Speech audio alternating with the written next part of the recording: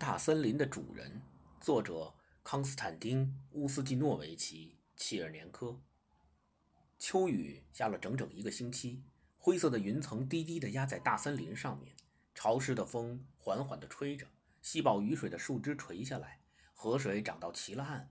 我和猎人划着小船顺流而下，到了河身狭窄的地方，小船突然撞在水面下的树桩上，翻了，食物和打来的野味儿全给冲走了。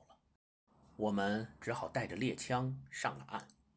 这里离住所还很远，我们俩浑身是水，又累又饿，我冷得发抖，呆呆地望着猎人，希望他有个办法。猎人不声不响，只顾拧他的衣服。应该生一堆火呀，我提议。可是从口袋里摸出火柴盒一看，里面竟流出水来。猎人还是不声不响。他在一棵葱树的窟窿里找到了一些干的苔藓，又拿出一颗子弹，拔下弹头，把苔藓塞进弹壳，塞得紧紧的。他吩咐我：“你去找些干的树枝和树皮来。”我找来了。他把那颗拔掉弹头的子弹装进枪膛，对着地面开了一枪。从枪口喷出来的苔藓烧着了。他小心地把火吹旺，把树枝和树皮一点一点加上去。不一会儿，篝火熊熊，烧得很旺。你照看火堆，我去打些野味来。猎人说着，转到树背后就不见了。只听见树林里响了几枪，我还没捡到多少干柴，他已经回来了。几只松鸡挂在他腰上，摇摇晃晃的。我们做晚饭吧，他说。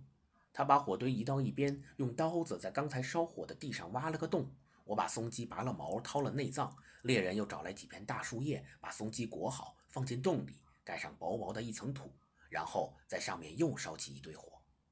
等我们把衣服烘干，松鸡也烧好了，扒开洞就闻到一股香味儿。我们俩大吃起来，我觉得从来没吃过这么鲜美的东西。天黑了，风刮过树顶，呼呼地响。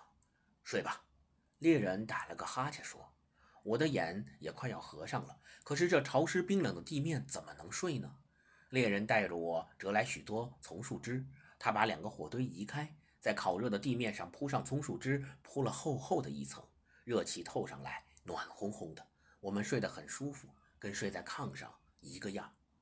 天亮了，我对猎人说：“你真有办法，要不是你，我一定要吃苦头了。”猎人微笑着说：“大森林里，你不能像个客人，得像个主人。只要肯动脑筋，一切东西都可以拿来用。”